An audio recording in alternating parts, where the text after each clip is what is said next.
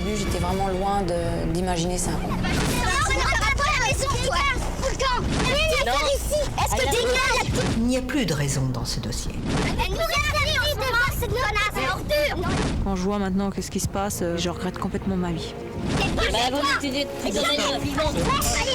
Vas-y, cette des cailloux là. Dégage.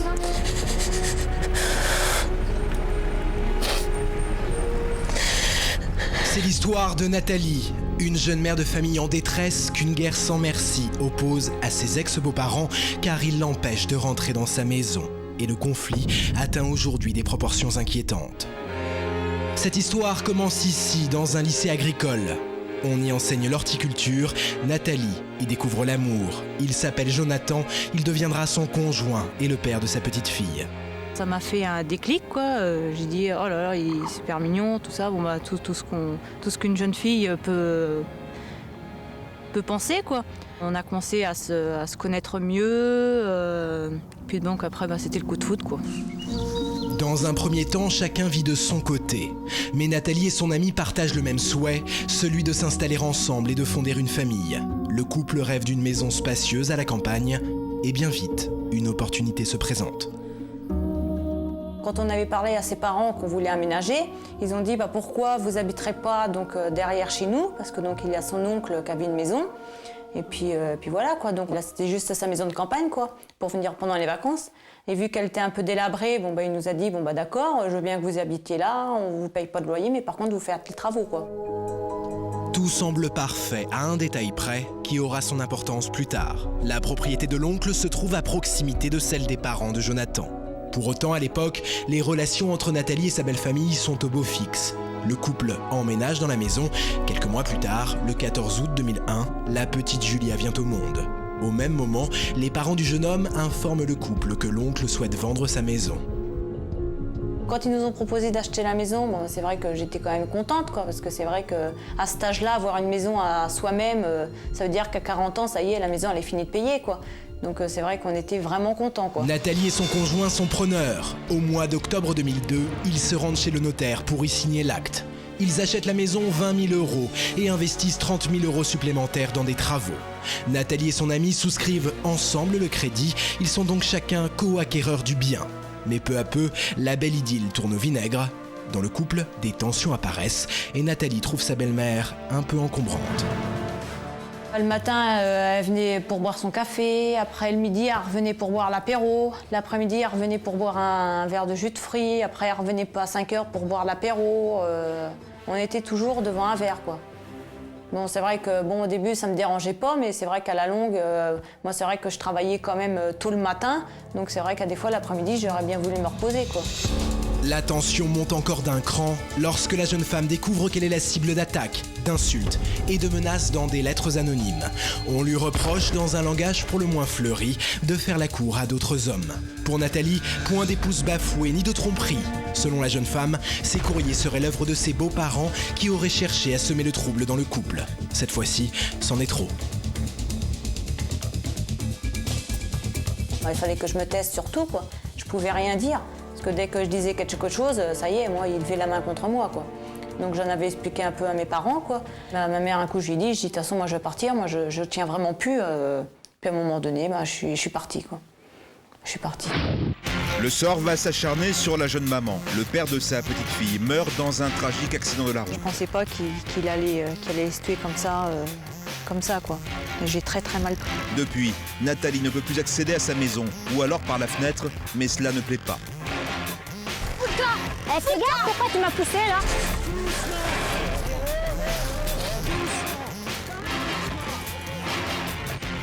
J'en ai marre qu'ils viennent sans arrêt dans ma maison, que moi j'ai même pas le droit d'y aller. Julien Courbet et son équipe vont tenter de réconcilier cette famille déchirée. L'autre soir, quand je suis rentrée dans ma maison, il n'y avait plus un seul meuble. Jonathan, il n'a pas vécu sans meuble. Je suis désolée. Nous dépêcherons un journaliste en duplex, mais la rancœur est tenace et le dialogue est difficile. Elle est menteuse comme une arracheuse de dents. Qui c'est la menteuse là dans tout ça? C'est toi, c'est pas moi. Ouais. C'est toi. Parce que j'ai les preuves que t'es une menteuse.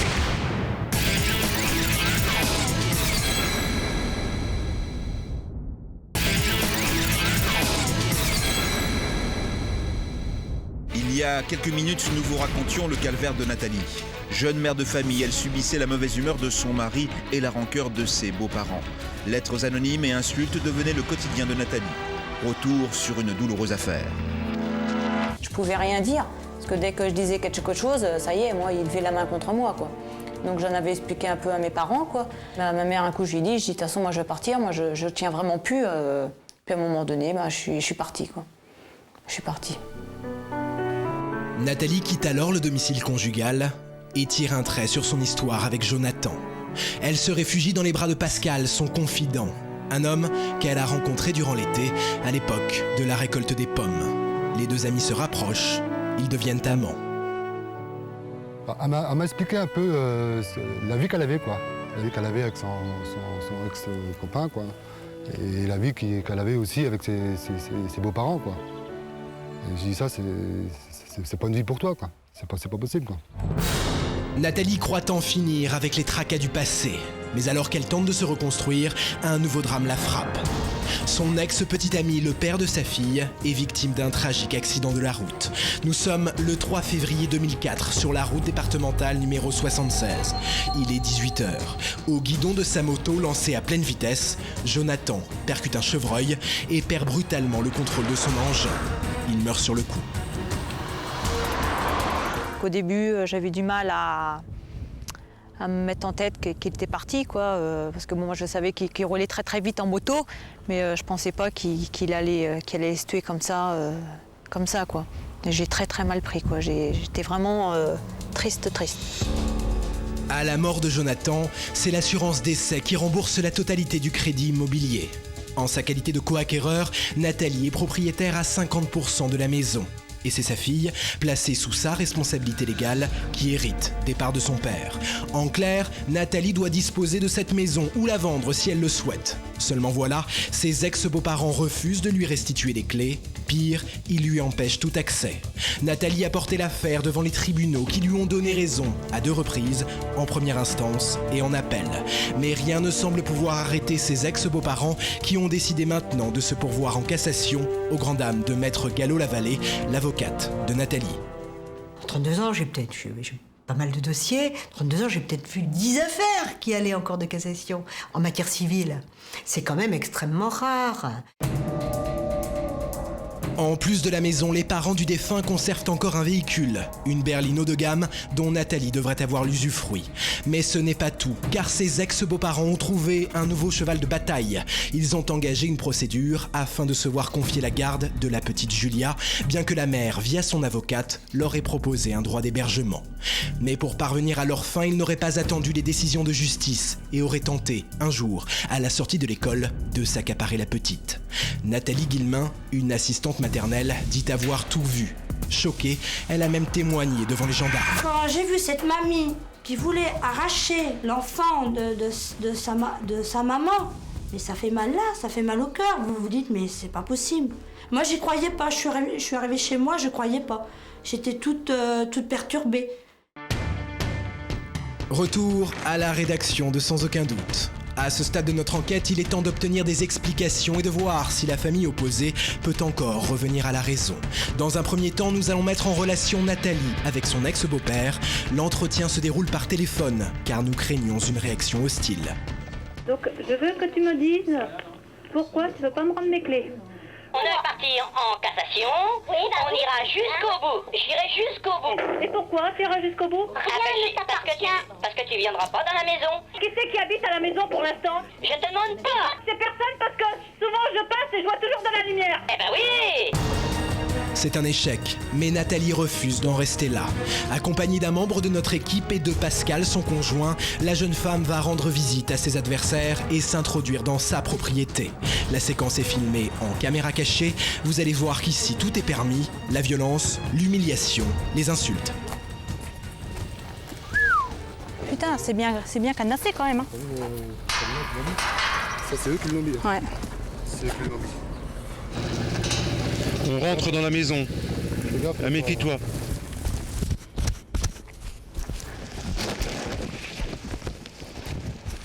Fenêtre ouverte. Putain, il y a des dégâts quand même. C'était notre chambre. Bon, elle est vraiment délabrée. Nathalie décide alors de pénétrer dans la maison, mais c'est par la fenêtre qu'elle y rentre, comme une voleuse. À cet instant, une femme intervient, c'est justement son ex-belle-mère. Je suis chez moi, moi. Il y a une décision tu vas attendre. Comment ça se fait que ma maison elle est dans cet état-là? Qu'est-ce que vous aviez fait à l'intérieur? Rien fait du tout. T'as rien fait? Tu sors dehors. Tu veux qu'on aille voir? La gendarmerie elle arrive tout de suite. Eh ben d'accord, on les attend. On les attend. On les attend là. Fous le camp là-bas, t'as pas les clés de toute façon. Non, bah attention, je vais les récupérer mes clés. Non, c'est en justice, t'attendras la décision. Non, on a fait appel, tu fous le camp. Non. Bah, tu resteras là toute la nuit si tu veux. Bah, je resterai là toute la nuit. Ouais, de toute façon, j'ai appelé les flics. Eh ben si tu veux, moi je les attends. De toute façon, t'as pas à être ici. J'attends mes clés. Non, j'ai pas dégagé. Je suis chez moi. Non, pas chez toi. Mais par contre, ta fille. Tu l'as payé toi la maison. Lâchez ta fille. Parler de faire niquer le cul partout. Et puis de rien payer. Ça veut dire quoi ça? Que tu me traites de quoi? C'est quoi tu sors? Non. Tu vas par là-bas. Non. Non, tu n'as pas je suis désolée. Vous n'avez rien à faire ici. Vous n'êtes pas chez vous déjà. Il pouvait pas. Il pouvait pas savoir. Est-ce que dégage la petite, je te dis. Elle a fait tout pendant un an, puis elle m'a dit. On va pas la maison, toi. Fous le camp. Pourquoi tu m'as poussé là? Fous le camp. Sors. Ok. Ok, je m'en vais. Tu devrais vivante. Une maison avec un de leurs fils. Finalement, ce sont les gendarmes appelés en urgence qui apaiseront les esprits. Propriétaire de cette maison-là. D'accord. Nous retrouvons Nathalie quelques instants plus tard, décomposée et suffocante.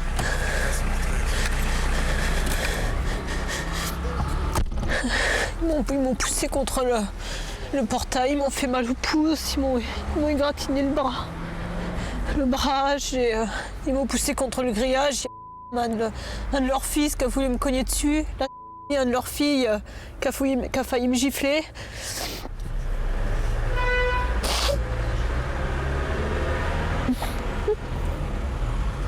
De toute façon, des gens comme ça, c'est même pas la peine de leur laisser la gamine, de toute façon.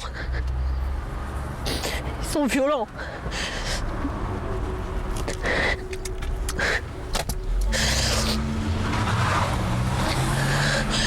Ça m'énerve, tout m'énerve. Le combat est loin d'être gagné. Mais une chose est certaine, nous allons tout tenter maintenant pour que cette jeune femme retrouve la joie de vivre.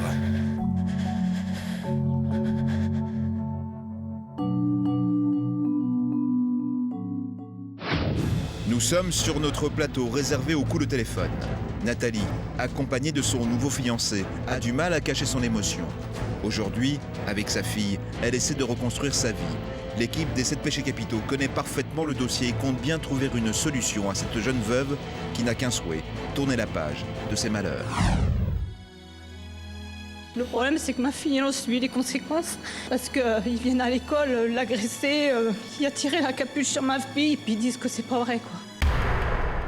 Il est temps pour nous de donner notre premier coup de téléphone. Il s'adresse évidemment à la famille de l'ex-compagnon de Nathalie. C'est l'ex-belle-mère de Nathalie qui répond. Allô? Allô, bonjour madame, pardonnez-moi de vous déranger. Je me présente, je suis Julien Courbet sur TF1. Oui? Nous avons donc reçu un dossier de la part de Nathalie qui était la compagne de votre fils. Ah oui, vous avez certainement pas raconté toute la vérité. C'est pour ça madame qu'il est grand temps de faire la clarté là-dessus. Le ton est immédiatement sec et vindicatif. Elle veut venir avec son amant, habiter à côté de chez nous. Ah non, elle veut la vendre. Vous donner notre petite fille. Elle veut la vendre, la maison, madame. Ah non, parce que nous, on lui a fait une proposition de rachat.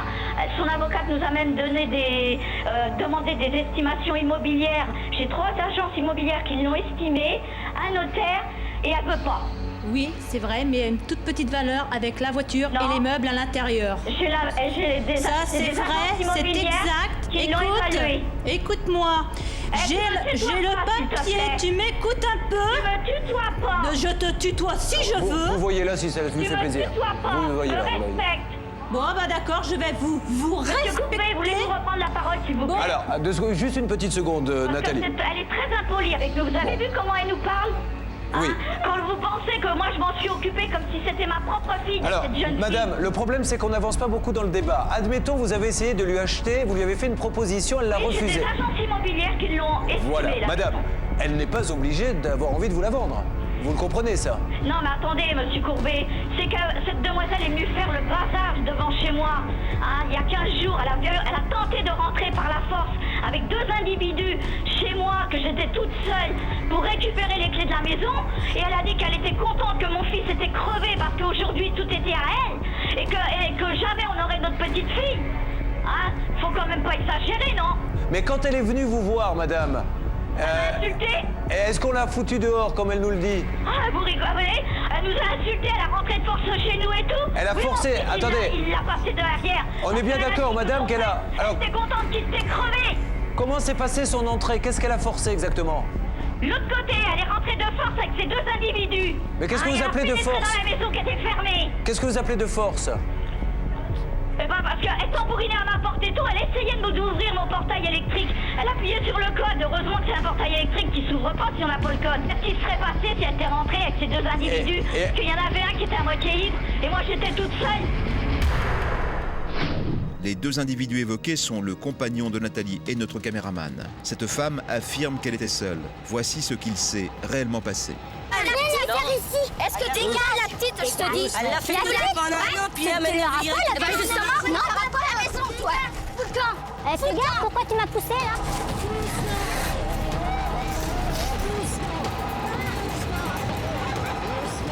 C'est une voie de fait caractérisée, c'est une violence plus ou moins grave selon les conséquences que ça peut avoir sur son physique, sur le point corporel. Donc normalement, face à une telle agression, il faut appeler la police, qui devrait constater l'infraction et qui devrait renvoyer les auteurs de cette infraction devant un tribunal. Vous avez vu un peu comment qu'elle nous parle, elle nous tutoie? Elle est mal polie, vulgaire, c'est une honte. Et elle nous a dit qu'avec vos enfants, on l'avait mis dehors. Ah bah mon fils, oui, je l'ai mis dehors. Parce qu'elle va respecter la mémoire de notre gars. Elle a dit qu'il était crevé, c'est pas un chien, non? C'est une ordure, vous savez, vous pouvez pas savoir. Vous fiez pas à son air tout gentil. Pourquoi vous avez dit à la justice, madame, que vous aviez remis la carte grise de la voiture au notaire? Vous l'avez spécifié dans le jugement. Oui, et la carte grise est au notaire, la photocopie de la carte grise. Ah non, pas la photocopie, la vraie carte grise, elle est où? Non, de toute façon, la voiture, elle restera ici. Elle était à mon gars, elle est pas à elle, elle a la petite. Et c'est pareil, nous, on veut racheter les biens de notre fils. C'est tout ce qui nous reste. Non. Quand elle est partie, elle a tout emmené à mon gars. Vous pouvez pas descendre, amener un journaliste, vous allez voir ce qui reste dans la maison. Il avait même pas un torchon, même pas une serviette. Là, je suis désolée. L'autre fois, quand je suis rentrée dans ma maison, il n'y avait plus un seul meuble. Jonathan, il n'a pas vécu sans meuble. Je suis désolée. Il avait des meubles. J'ai tout ce que j'ai récupéré, c'est le meuble de ma grand-mère. Vous n'allez pas prendre son parti parce que... Alors, allez, tais-toi, Paul. J'essaie de comprendre, madame. Une ordure pareille. J'essaie de comprendre. Alors, essayons de revenir point par point. La voiture, vous avez décidé donc de la garder? Tout à fait. Non, je la garde pas, je la rachète pour ma petite fille. Non mais, pour que madame, elle ne vous... soit placée sur un compte pour elle. Aujourd'hui, madame, elle ne vous appartient pas, vous le savez, la voiture. Bah, je le sais. Madame, pour qu'on soit bien clair, est-ce qu'à un moment donné à l'école, vous seriez passé... Oui, mais attendez, justement, parlons-en de l'école. Quand j'y ai été, justement, ils m'ont accusé de l'avoir agressée, la petite. Elle et sa mère, ils ont trouvé des faux témoins. Et j'ai la preuve de tout ça. Des faux témoins, oui. Il y a des lettres anonymes. C'est une honte de voir ça. Il y a des lettres anonymes, c'est ça? J'ai des lettres anonymes. Je sais pas de ma faute s'il y en a qui envoient des lettres anonymes. Hein, qu'elle nous menace au téléphone, qu'une maison, ça brûle vite. Hein? Elle vous aurait dit que la maison, elle a fait brûler. Alors, Nathalie, est-ce que vous avez dit que vous alliez faire brûler la maison? Jamais. Ça va pas vous dire la vérité, hein? Bon. Elle est menteuse comme une raconteuse. Qui c'est la menteuse là, dans tout ça? C'est toi, c'est pas moi. Ouais. C'est toi. Parce que j'ai les preuves que t'es une menteuse. Je vous invite, si vous voulez. Vous prenez un journaliste, venez voir dans la situation qu'on va être si jamais elle vient à côté. Alors, est-ce que je peux... Bien sûr, madame. Est-ce que je peux vous envoyer quelqu'un? Tout à fait. L'équipe des 7 péchés capitaux a anticipé et renvoyé Timothée Vienne sur le terrain. En attendant son arrivée chez l'ex-belle-famille, nous décidons de contacter le notaire chargé par la famille de la succession du défunt. D'après l'ex-belle-mère, il est en possession des clés de la maison. Je n'ai jamais eu les clés de cette maison. Parce que les gens ont visiblement dit au tribunal, par le biais de leur avocat, qu'ils vous avaient remis les clés. Non, je n'ai jamais eu les clés de cette maison. Je n'ai jamais eu ni la carte grise, ni les clés de la maison, ni même du véhicule. Hein. Donc ces gens-là ont menti au tribunal? Ah ben, je ne sais pas exactement ce qu'ils ont dit. Moi, je n'étais pas au tribunal, donc je ne peux pas dire qu'ils ont menti. La famille n'a pas remis les clés à ce notaire. Nous décidons alors de contacter le notaire de Nathalie. Mais vous, à ce jour, vous n'avez pas eu les clés? Moi, je n'ai rien pour l'instant. Pendant que notre journaliste Timothée Vienne s'approche de la maison, Gérard Michel apporte une information juridique capitale pour la négociation qui va suivre. L'héritier est un mineur. On ne peut donc pas décider une vente à l'amiable sur un prix sans l'autorisation du juge des tutelles. Donc de toute façon, le juge des tutelles ne va pas prendre une somme comme ça, il faut faire estimer la maison. Alors peut-être que si on arrive à réorganiser une discussion par l'intermédiaire de Timothée avec ces personnes, on peut se mettre d'accord sur la désignation d'un notaire ou d'un expert qui viendra, qui chiffrera la valeur de la maison pour la voiture et l'Argus, et puis on verra s'il propose ce montant. Et à ce moment-là, le juge des tutelles pourra homologuer. Sur le terrain, notre journaliste est invité à rentrer dans la maison. La liaison avec le plateau est rétablie. La tension sur place est palpable. Julien Courbet entame alors directement la négociation. Elle veut pas y habiter. Elle veut la vendre. Elle nous a dit l'autre jour, je vais venir Mais madame, jusqu'à la fin de vos jours. Donc, on va pas revenir sur tout ce qu'elle a dit. Soit on trouve une solution, soit on n'en trouve pas. Bon, madame, vous préférez que ça aille en justice? Et moi, je raccroche, madame, on n'en parle plus. C'est pas ça, allez-y, Alors, madame, écoute. soyez positive, arrêtez de dire... Je vous dis qu'elle veut la vendre, elle ne veut pas y habiter. Elle nous la vend. C'est d'accord, elle nous la vend. Oui, et on va devant le juge des tutelles. Parce que c'est obligatoire et vous allez y aller avec votre avocat. Mais une chose qui est sûre, je lui donne pas les clés de la maison. Mais je vous demande pas de lui donner les clés de la maison, je vous dis simplement aujourd'hui, soit votre avocat prend contact avec l'avocat de madame demain et ils vont ensemble devant le juge des tutelles, soit vous allez laisser faire la justice. Et vous perdrez tout. Le juge des tutelles, c'est très bien. Si on a un droit de visite pour la petite, est-ce qu'elle va le respecter? Puisque le jour, elle m'a dit que je ne l'aurais jamais. Si les choses s'arrangent, peut-être, mais sinon... Ah bah oui, alors nous, il faut qu'on suive la justice, mais pour elle, alors. Mais attendez, pour l'instant, il n'y a pas de justice, madame. Ah bah si, on est quand même en justice, hein. Oui, mais il n'y a pas eu de décision, non, mais madame. lui, j'aimerais l'entendre. Madame, écoutez-moi, je vais vous dire une chose. Vous me parlez de respecter la justice, on est d'accord? Vous êtes pour Vous êtes pour le respect de la justice. Ouais. On est d'accord? Ouais. Alors pourquoi vous gardez la maison et pourquoi vous gardez la voiture? Et pourquoi elle garde la petite depuis 2 ans et demi qu'on a... D'accord, donc vous êtes bien d'accord pour dire que, voilà, aucune des deux ne respecte la justice? Vous êtes vraiment pour elle, à ce que je vois. Mais pas du tout. Ah non. Moi, je constate qu'elle, elle veut pas vous donner la fille, et je le dis, et moi, je constate que vous séquestrez la maison et la voiture. Est-ce que je dis des bêtises? De toute façon, c'est comme ça. Eh ben voilà. Nous, on veut être tranquille, hein. On veut pas d'elle à côté de nous. Alors justement, si vous... comme ça, la petite, elle s'éloignera avec la petite, elle va aller vivre à l'autre bout de la France. Ah non, non. Comment ça, non? Vous lui donnez raison, alors. Mais je lui donne pas raison, c'est pas moi qui décide de sa vie, madame, elle fait ce qu'elle veut. Bon, de toute façon, pour quelle raison qu'elle nous la donnerait pas, la petite? Et pour quelle raison vous lui donnez pas la maison? Alors là, madame, je vais pas... Parce qu'on veut pas qu'elle vienne à côté de chez nous. Pardonnez-moi, madame, mais je peux vous assurer que actuellement, au regard du conflit extrêmement important qui existe entre vous, aucun juge ne pourra vous accorder un droit de visite sur votre petit enfant, parce que sachez que les grands-parents n'ont aucun droit. Elle a tous les droits. De toute façon, vous pouvez lui dire que de toute façon, elle n'aura jamais les clés. Hein. Oui, ça, madame, je vais vous dire une chose. Je ne suis peut-être pas très intelligent, mais je ne suis pas encore sourd. Vous m'avez dit 5 fois, et je vous le dis, une dernière fois. Elle n'aura pas les clés. Voilà. S'il y a bien une chose dont je suis sûr, j'ai des doutes sur d'énormément de choses dans la vie, sur la vie après la mort, sur tout ça, mais il y a une chose dont je suis sûr, c'est qu'elle n'aura pas les clés. Là, arrêtez. D'accord, madame? J'ai l'impression que notre histoire, vous vous en foutez carrément. Hein. Oui, bien sûr, ça fait juste 8 heures que je suis en train d'essayer de régler le problème et je m'en fous. D'essayer quelqu'un qui est vraiment malhonnête et tout ça. Ouais. Enfin, je vous laisse. La rancœur est tenace. L'ex-belle-mère préfère raccrocher, demander l'avis de son mari avant de prendre la moindre décision. 30 minutes plus tard, nous la recontactons. Bon, madame, moi je vous appelais juste pour savoir si vous vouliez appeler votre avocat pour trouver la vente de la maison. Dites-moi oui ou non, puis on n'en parle plus. Ah bah de toute façon, nous c'est ce qu'on veut, hein, racheter la maison pour être tranquille. Hein. C'est tout ce qu'on veut depuis le début. Hein. Parfait, très bien. Ouais. Alors, pour la voiture maintenant? Bah c'est pareil, je veux la racheter. Eh ben voilà. Ouais. Mais on fait passer un expert pareil qui, le même expert, vous donnera la valeur. Oui, bah tout à fait. Je veux bien passer par le juge des tutelles. Je veux bien recevoir les experts, pas de problème. Bon, on fait comme ça? Oui.